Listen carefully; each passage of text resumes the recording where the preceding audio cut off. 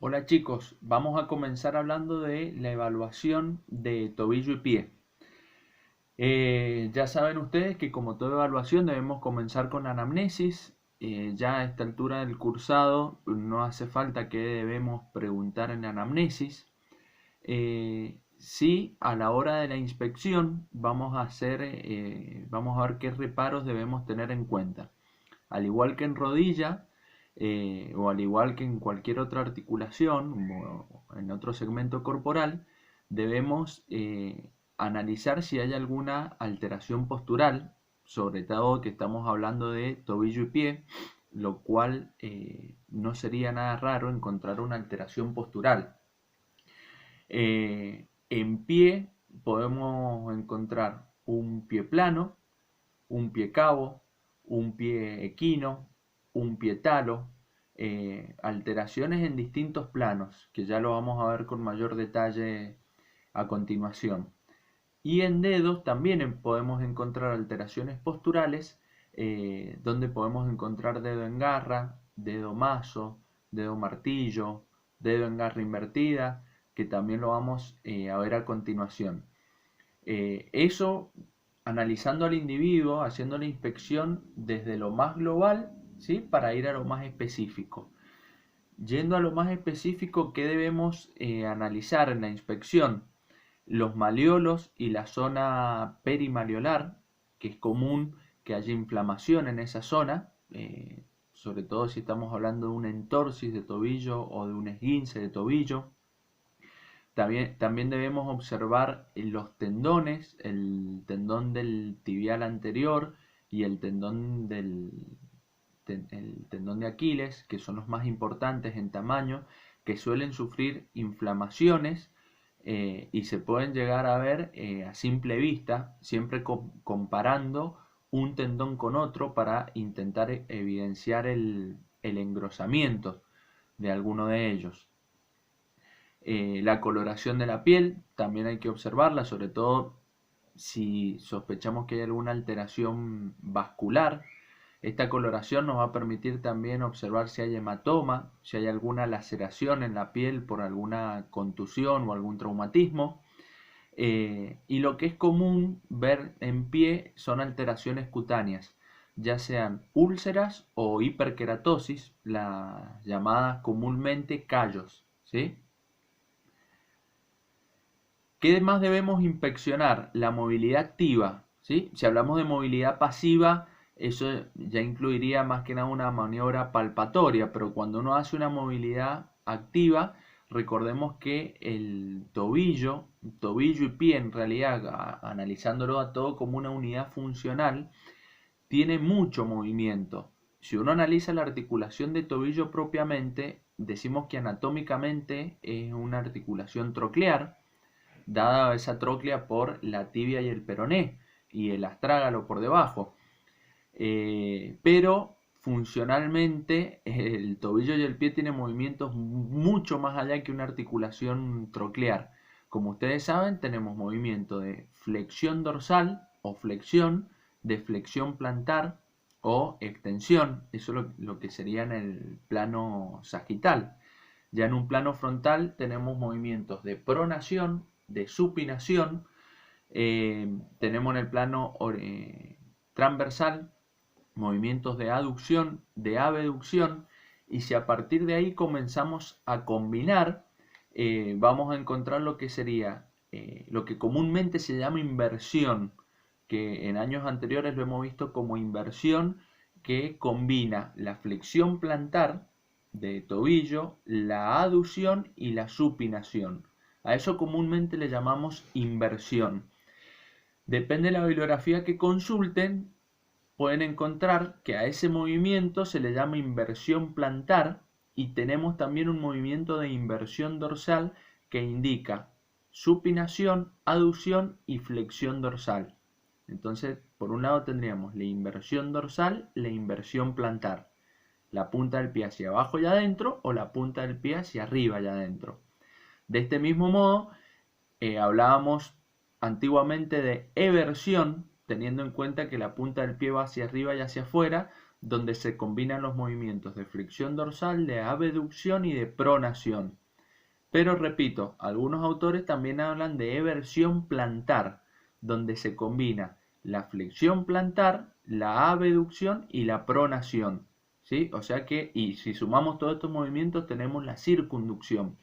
Entonces, al fin y al cabo, el tobillo y el pie constituyen una unidad funcional que permite muchísimos movimientos. A partir de ahí es que vienen también muchas lesiones. A la palpación, obviamente debemos palpar la temperatura, siempre con la región dorsal de los dedos, donde tenemos más receptores térmicos. Verificar si hay edema a través de la compresión en la zona del empeine o la compresión pretibial para evidenciar si queda fovea. En los tendones es importante volver a evaluar, en este caso a través de la palpación, tendón de Aquiles, el tendón del tibial anterior y el tendón de los peroneos, ya que de haber una inflamación, en el caso que hubiese una tendinitis, a la palpación encontraríamos un crepitante. No sé si se acuerdan de semiología, una palpación crepitante es como palpar como si hubiese nieve por debajo de la piel, ¿sí? Uno palpa como un... ¿sí? Eso es evidencia de que hay líquido en la zona, de que hay inflamación. Y también debemos palpar los ligamentos que tenemos, los que están externos, laterales externos, donde tenemos el peroneo astragalino por delante, el peroneo astragalino anterior, el peroneo astragalino posterior por detrás, y en el medio de ellos el peroneo calcáneo, que son los que comúnmente se esguinzan en el tobillo. Y debemos ir a palpar el ligamento interno o medial, digamos, el lateral interno, que sería el ligamento deltoideo. Estos ligamentos los tenemos que ir a inspeccionar y a palpar si sospechamos que hay un esguince. Donde el ligamento deltoideo raramente se esguinza, es mucho menos frecuente. Como ya les decía, lo más común es en los ligamentos externos. Y tenemos maniobras palpatorias especiales. Hemos hablado, yo les hablo en el PDF de la maniobra del cajón, que es para evidenciar inestabilidades en el eje antero-posterior del tobillo. Es poco frecuente encontrarlo, es más común encontrar inestabilidades en este plano frontal. Podemos encontrar inestabilidades en el eje antero-posterior, pero ya estaría hablando de una lesión un poco más grave o de mayor antigüedad, de mayor inestabilidad.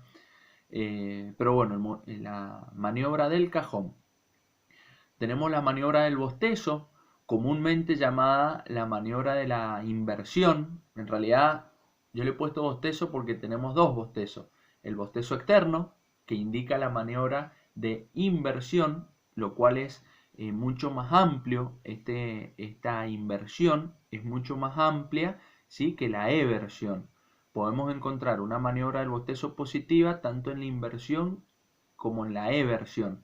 Pero repito, este movimiento de eversión es más amplio, en realidad por una cuestión anatómica y mecánica, donde, si ustedes recuerdan, tenemos el maleolo tibial y el maleolo peroneo.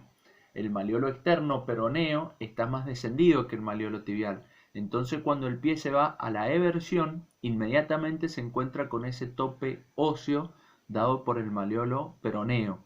En cambio, la inversión, como el maleolo tibial está mucho más elevado, en la inversión el pie no se encuentra con ese tope óseo tan próximo, y por otro lado los ligamentos, el peroneo astragalino, los peroneos astragalino y el peroneo calcáneo permiten cierta laxitud. Entonces es más frecuente que tengamos un bostezo externo que un bostezo interno en el tobillo. Este mecanismo del cual les estoy hablando hace que sea mucho más frecuente el esguince de tobillo externo que el interno. Tenemos la maniobra del peloteo astragalino, cuyas tomas son iguales a la maniobra del cajón. O sea, la mano de fijación toma o fija el tercio distal de la pierna y la mano de toma el calcáneo. Y si ustedes recuerdan, tenemos la tróclea tibio-peronea, por debajo el astrágalo y por debajo el calcáneo. Entonces lo que hace el terapeuta es tomar el calcáneo y hacer movimientos de lateralización del mismo, ¿sí? Y movimientos de giro del calcáneo. ¿Para qué? Para evaluar cómo está coaptado el astrágalo en la tróclea. En condiciones normales el astrágalo está perfectamente coaptado y no tiene movimientos de giro, ¿sí? La maniobra del peloteo sería positiva cuando uno percibe que existe el choque, ¿sí? Que hay juego, digamos, entre el astrágalo y la tróclea tibio-peronea. Esto indicaría una lesión de mucha inestabilidad. Y tenemos la maniobra de Thompson, que esta maniobra se utiliza para evaluar la integridad del tendón de Aquiles. Esta maniobra sería positiva cuando hay una sección completa o al menos parcial del tendón de Aquiles, en la cual el paciente se coloca en decúbito prono. Tiene dos variables, una es con la rodilla en extensión y otra es con la rodilla en flexión. La maniobra es básicamente comprimir, ¿sí? Apretar la masa muscular del gemelo, que en condiciones normales, si el tendón de Aquiles está sano, uno al comprimir el gemelo, ¿sí? El tobillo se va a flexión plantar, se moviliza la punta del pie a expensas de esa tracción que genera el tendón de Aquiles sobre el calcáneo. En el caso que el tendón de Aquiles estuviese seccionado, esta maniobra sería positiva, entonces a la compresión del gemelo no se moviliza la planta del pie, o sea, el pie, porque no hay tracción del tendón que está seccionado.